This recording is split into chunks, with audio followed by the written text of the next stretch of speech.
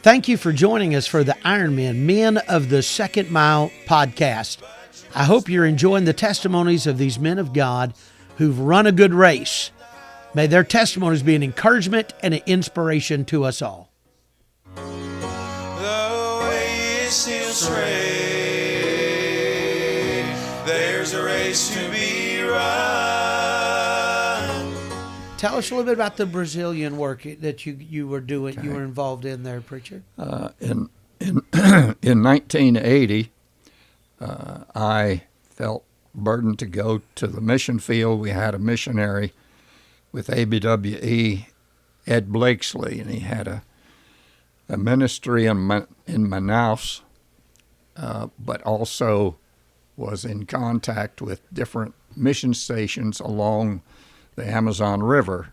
He had built a power boat to navigate and go up and down the river, and so we went down there at his invitation, and I had cleared my slate for a month, and I spent a month in Brazil in 1980. Wow. 1980. And so we flew from Manaus to Leticia, Colombia, and then over to Benjamin Constant by powerboat, and then with float plane, Cessna 182, we went back and visited the different mission stations, and I was able to speak at those stations and encourage the missionaries and what have you. And so I remember one of our trips was that we had to load up, we had to have mail, and then there were people, missionaries that had ordered special foods or medicines or what have you. It was sort of like he was making a delivery run as well. Right. Well, when we got ready to fly, he was so loaded down that the plane didn't want to get off of the water, and we had a hold of the plane, the grip, and was rocking the plane, trying to get it to break the to break the friction on the water, right, to take off. So finally he said, well, we're going to have to pull off 20 gallon of fuel. So he said, but that is going to put us in jeopardy if we have a headwind. He said, if we get a tailwind, we'll be all right. But if we have a headwind, we're going to be in trouble. And so we took off, and we were flying. We were going to the first stop off, and the missionaries there were just sweet, humble people. The last name was Harold, and he and his wife had been there for over 30 years and had carved out of the jungle a ministry there, medical ministry, and reaching the lost. And anyway, the pilot said, Brother Brown, we've still got a ways to go. And he said, I'm running low on fuel. And so we switched from the left tank to the right tank, and then the right tank started getting low. And so we were spittering, the motor was sputtering.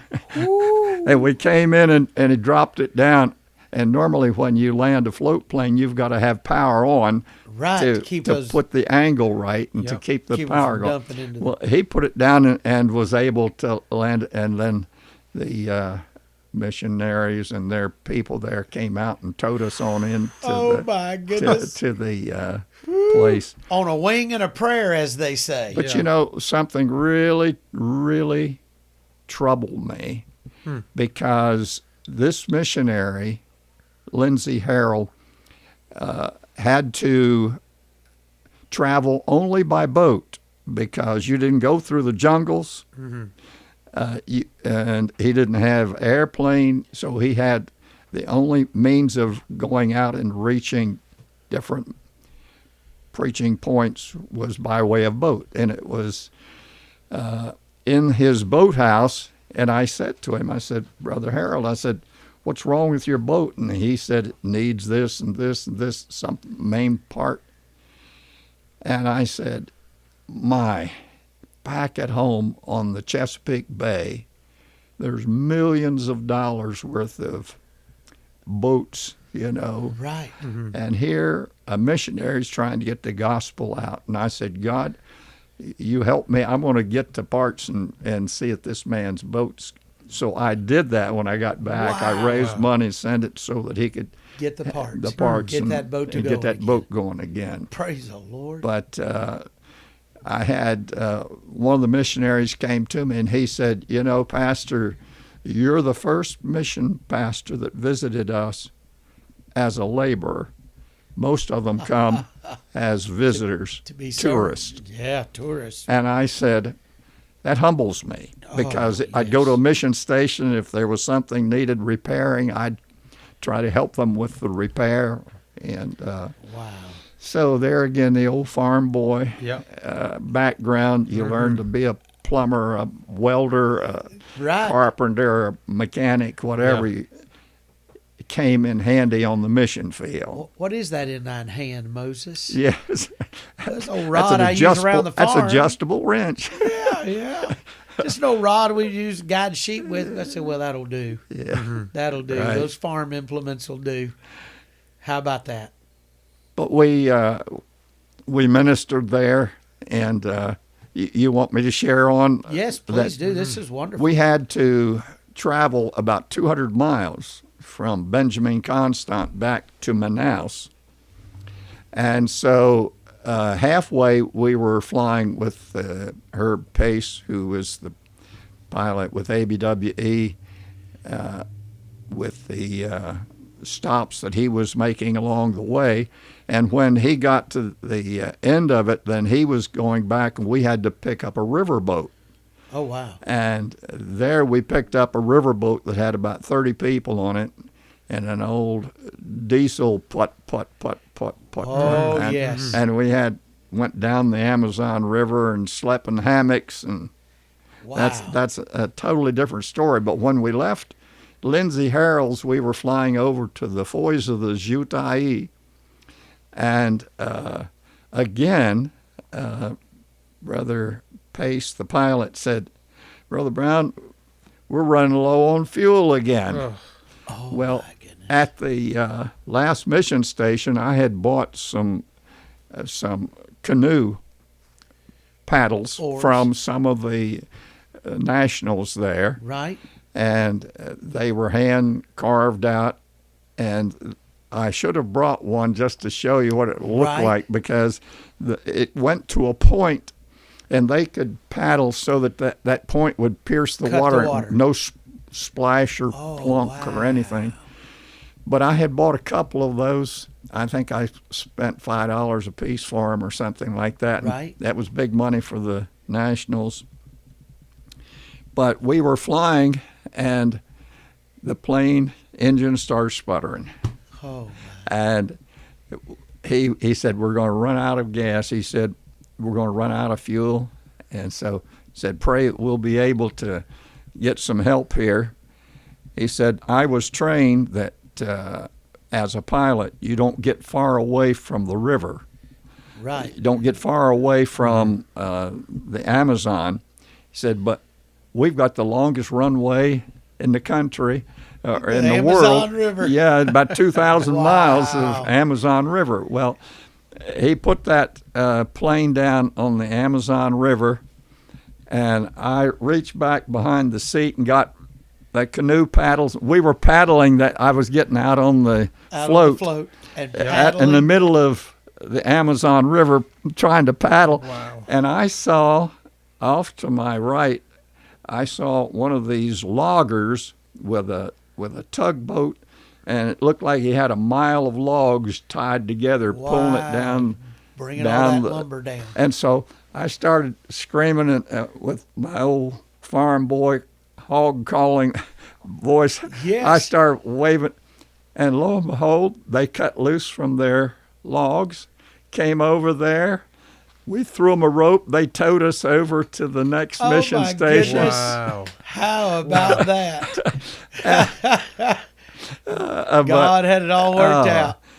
But at each mission station, they had aircraft fuel, and in order to make sure you didn't have any contaminants in the fuel, they used a chamois cloth, which is deer skin. Right. And they would pour the gas through that. Well, it would collect the water or particles, anything that would hint. So we filled up with fuel there. We spent the night, and we were invited to the missionaries' home. Of course, that's our place of hospitality. And so they had a meal, and it was very good, and I enjoyed it. And then the missionary looked across the table at me, and he said, "Well, Pastor Brown, you can say now that you've eaten rat, because you had rat meat." Oh my goodness! And so I'm glad he didn't start the meal. Yeah. but actually, what it was kapavati, Kapavati. and they sometimes would grow to be 100 pounds. Oh, and yes. they were vegetarians. They would Clean eating. and they would be in the water and then come up and eat, the vegetation. But it was not bad at all. It tasted clean. tasted a whole lot like beef. Wow. And Wow. and here you'd hear the little national boys with a pole on their shoulder, and they'd have kapavati meat on it, and they'd be selling kapavati meat. And when I was there in 1980, they were selling it for 10 cents a pound. Wow. They'd say kapavati, and Right, they'd go yes. out and they'd buy off of that. Wow. But so that was an experience. That is for an me. experience. Oh my goodness. There, and that's on the Amazon in Brazil. Right, Wow. right. My goodness. Tell us a little bit about Ireland, some of your Ireland experience. Well, in 1978, Ian Paisley had invited Myron Geiler, who was pastoring Marietta Bible Center in Marietta, Ohio, to bring a half a dozen preachers from the United States to Ulster, Northern Ireland, to preach in different churches. Yes. And so he contacted me and said, "Would you be interested in going?" And I said, "Absolutely." Yes. So that was June of 1978. And I had support to go. We were going to stay 2 weeks. Okay. And in the 2 weeks, 14 days we were there, I spoke 13 times. Whoa. I spoke on the Irish, actually it was in Drumulish on their radio station there, and had opportunity after opportunity.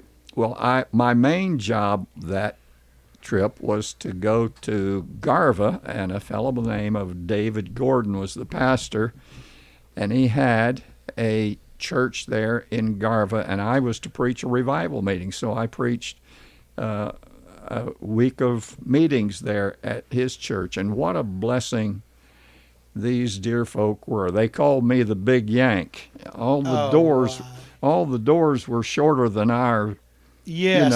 Yep. Yes. Yep. 6'8". They had little, and I had sometimes to bend down to get through, and they called me the Big Yank. And these people would meet before the revival meeting in a little prayer building outside of the church. And I tell you what, I don't know when I've ever heard praying like those people. They cried out to God My goodness. for blessing. And so while I was there, I had opportunity to preach in other churches. David Gordon said, "Well, I've got a church up in Limavady that needs a preacher this Sunday." So I preached in Garva, and then he got me in his car and I said it was a glorified juice can with 4 wheels because it was a little car, and he was doing about 80 miles an hour on a little single road. Yes. And I had to grab a hold of the seat to Yep. keep my head from bouncing off of the roof. And he said, I've got to get you there in time for the service. When we pulled up in front of the church, there was smoldering rubbish all on the other side of the street from the church. And we asked, what is that? He said, well, the IRA, the Irish Republican Army, just bombed a factory there. Oh, And it just leveled that factory. And so we were having problem with the smoke drifting across the street. wow. And so we saw that type of thing over and over again. And the pastor, David Gordon, said to me, he said, don't ever believe it is a Catholic Protestant war. He said, it is an economic war. He said, when you're in Southern Ireland, it is popery and poverty.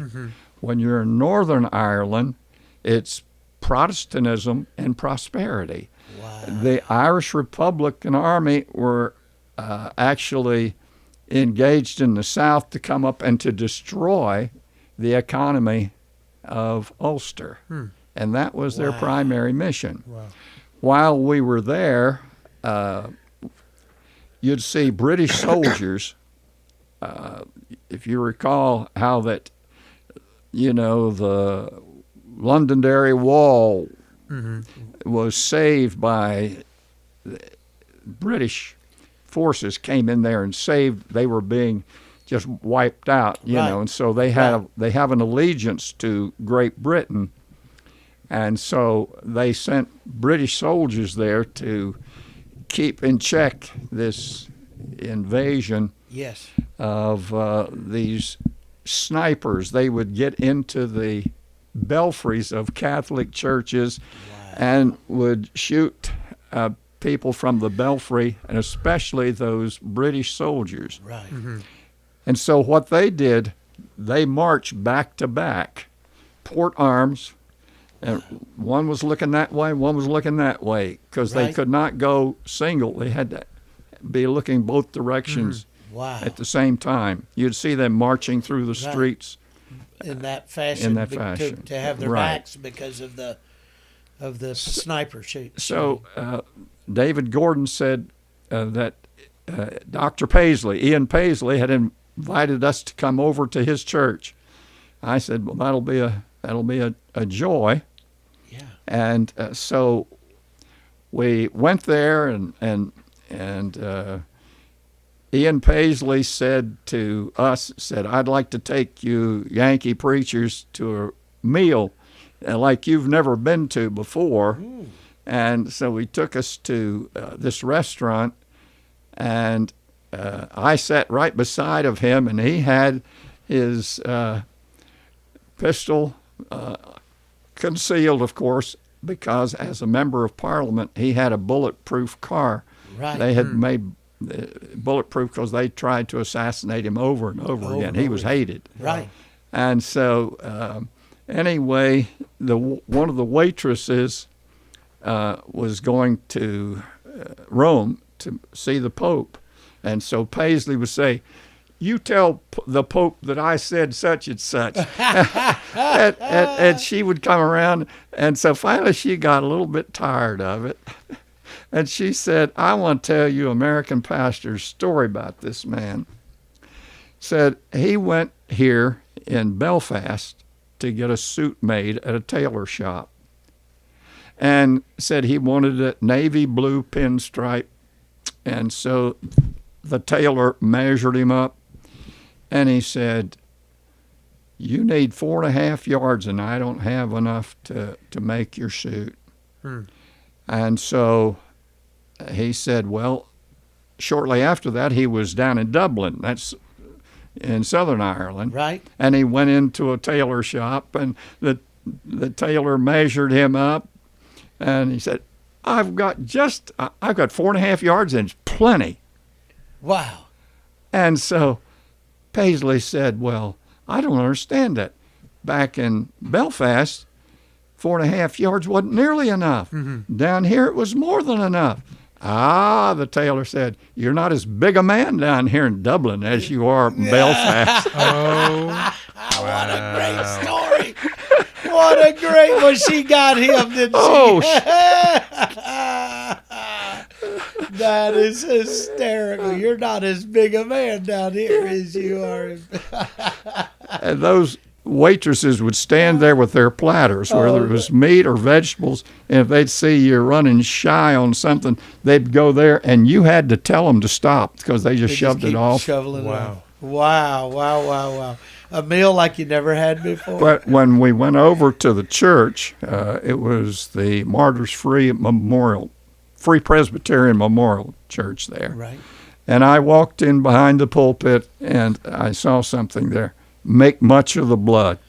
Ooh, make much of the blood. Wow. And so that was an experience, something sort of comical. Right. I had my 40th birthday there, June the 6th, 1938 was my birth, and so Wow. I was over there June the 6th, 1978, and I Wow. just turned 40. My goodness. And so the pastor's wife, Mrs. Gordon, was fixing meal for us, and a 13-year-old son of the preacher, the oldest boy he had, and I were watching motorcycle racing on one of the islands over there. And so the announcer said, here comes our aged champion of the past, you know. Yeah, yes. And he said he's 38. And I saw this pastor, he looked at me and he looked at that television. He looked at me, he said, Pastor Brown.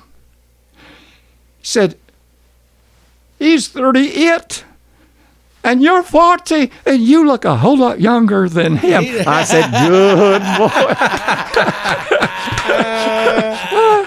Bravo. That is great.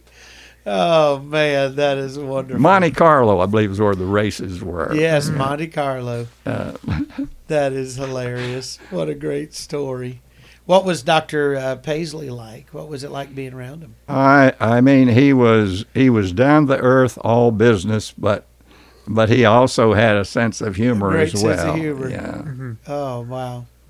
A statesman. great man of God. I was privileged to meet him, be in his church, and to be able to sit down and have a meal with him. That's a blessing. What a blessing. You just, missions gives you opportunity to, it opens that door when you, to be able to connect with people you would never connect with otherwise. Right. When you're involved in missions. What a blessing that is. Tremendous, tremendous stories. Thank you, Pastor Brown, for sharing those with us today. I look forward to having you back again for future episodes. Like I told you, I'm full overflowing, about to pop. So we have yet to even get into the toolbox evangelism. So one of these days we're gonna have to do some of those toolbox evangelism stories. I look forward to those because you kind of touched on some. I mean, right. It carries over to the mission field. It carries really everywhere from the Bible camp on. The farming ingenuity and the ability to just be a jack of all trades. God's used that all over the world for His glory. What incredible opportunities. I have been greatly blessed to have godly parents, a preacher dad, and a godly mother, and growing up on the farm. Yeah. I What just a blessing. thank the Lord for the opportunities that I had to grow up in the country. I love it. And learn what it meant to work hard and Amen. to value the dollar. Yeah. What a blessing. Thank you, preacher. Thank you so much.